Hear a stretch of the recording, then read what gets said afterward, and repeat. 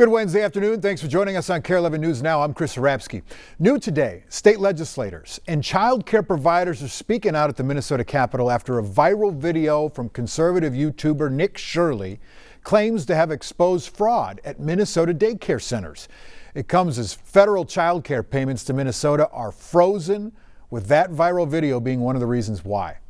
A post from the Deputy Secretary of Health and Human Services, or HHS, cites Shirley in saying Minnesota has, quote, allowed scammers and fake daycares to siphon millions of taxpayer dollars over the past decade, end quote. Governor Walz calling this Trump's long game. The Walz administration now having to respond to federal demands for audits. Plus, as of yesterday, there are new rules that all federal child care payments to states must first come with receipts or photo evidence before those payments are released. All this, of course, on top of Minnesota's funding freeze. My office, ACF, provides Minnesota $185 million in child care funds each year. That money should be helping 19,000 American children, including toddlers and infants. Any dollar stolen by fraudsters is stolen from those children. Again, there are no cases yet that we're aware of that have been convicted in court that show this fraud just yet. Also new this afternoon, workers and families who use the Nokomis Daycare Center, they're speaking out after they say their facility was vandalized earlier this week. The center's manager says he believes they were targeted because they are Somali-run daycare. Families say they want whoever's committing fraud in Minnesota to be brought to justice. But taking that anger out on daycare providers helps no one, they say. Somali child care providers are being used in a political game. We are being hurt in the political game. The state is funding and prosecuting fraud, whether in child care or other industries. The new surge in enforcement is causing trauma to our community entirely, and especially our precious children. Right now, the Council on American Islamic Relations is calling for an investigation into the motive for that vandalism. The state of Minnesota has investigated daycare fraud in the past with mixed results. We tracked 4 investigations that resulted into no charges. Now, one state agency is blaming another. Lou Raguse has that exclusive. These photos were taken in August 2022 during a search warrant executed by the Minnesota Bureau of Criminal Apprehension inside a Minneapolis Somali-owned daycare where they expected to find proof of fraud. Sunshine Child Care Center was located in a building behind the storefront on Lake Street. According to BCA reports, Sunshine had received more than $9 million in taxpayer-funded child care assistance program money since it was first licensed to serve up to 48 children 11 years earlier. And a DHS investigator referred the case to the BCA because they suspected fraud. The initial tip claimed that the owner, Fausia Hassan, would only hire employees who had 5 or more children. This kind of allegation is known to investigators, where mothers will essentially watch their own children at a daycare and get paid with taxpayer money. But investigators here also claim to find evidence of overbilling. According to the police reports, the daycare claimed to serve twice as many kids as it actually did while being surveilled. Did your clients fudge the numbers and get reimbursements for more kids than they were actually caring for? No. And if they had, they'd be really foolish to be doing this, right? Attorney Jason Steck filed a lawsuit on behalf of Hassan and another daycare owner the BCA investigated at the same time, Abdi Kadar Muhammad. They both claim state investigators discriminated against them because they are Somali. There's no indication that any other child care centers owned by any other group was targeted even for investigation. Kare 11 has reviewed full BCA reports from the Sunshine Daycare investigation and 3 other Twin Cities Somali-owned daycares. All 4 of them were closed without filing charges. And in 3 out of the 4, the BCA partially pins the blame on DHS, the agency that first referred the cases, for not sharing needed documents with investigators. The agent writes, quote, DHS advised they would not provide any of the requested documents because they would be acting as an arm of the BCA.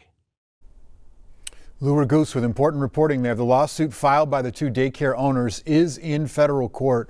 Lawyers for the state have filed motions for the judge to dismiss it.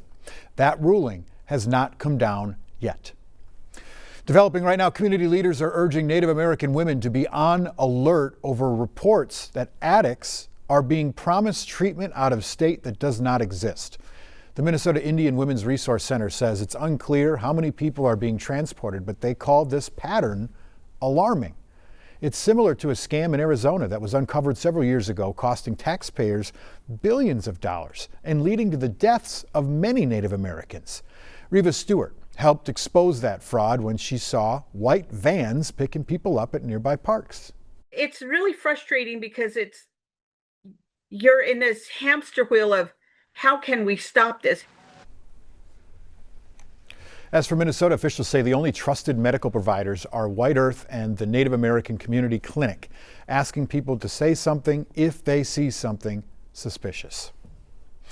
Kare 11's been at the forefront of fraud in government programs. Our investigative reporters have exposed it and been reporting on it for years. It's all on Kare11.com for you to check out. It's under the Fraud Coverage tab. A judge has decided how much money Amy Bach, the mastermind behind the massive Feeding Our Future fraud scheme, will have to pay back. Bach is the former executive director of Feeding Our Future and was convicted of facilitating the theft of $240 million meant to feed children in need during the pandemic.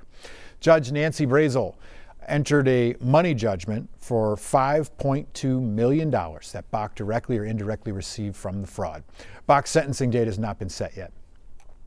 In less than 12 hours, a big new law is going into effect in Minnesota. Paid family leave. It's a crown jewel for Democrats and a headache for many business leaders. It'll allow most workers to take up to 20 weeks of paid leave for major life events or medical issues. Danny Spiewak has a closer look at what this means. Nestled inside the St. Paul airport, the restaurant Holman's Table has been serving customers since January 2018. 8 years, yeah, yep.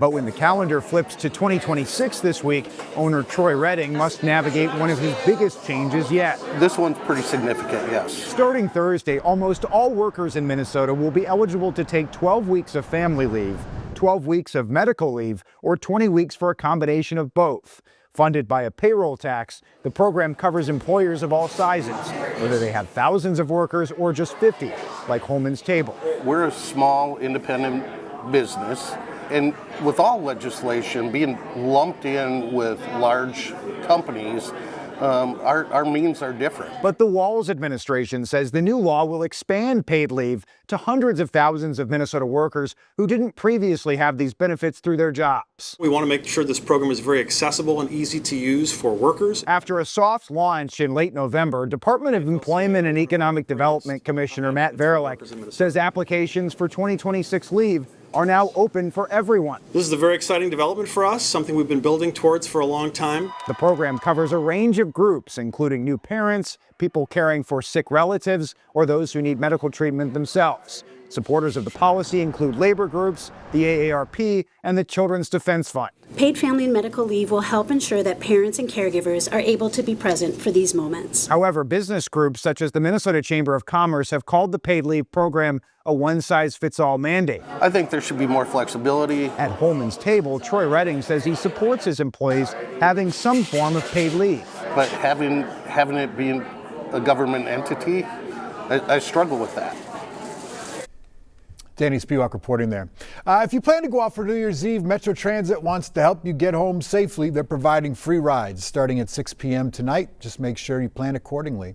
On the Blue Line, the final northbound trip will leave Mall of America Station at 12:10 a.m. and the last southbound trips will leave Target Field Station at 12:30 and 1:05 a.m. Over on the Green Line, the final eastbound trips leave Target Field Station at 12:35 and 1:30, while the last westbound trips leave Union Depot Station at 12:30. Have a good time, everyone. Everyone knows the biggest New Year's party is happening in Times Square in New York City. 1 million people expected to bring in the new year in 2026. That's amazing. 1 million people packed into that area. I'm told they can't leave. And you know what that means? Diapers. Emily Aikid is in Times Square with a preview.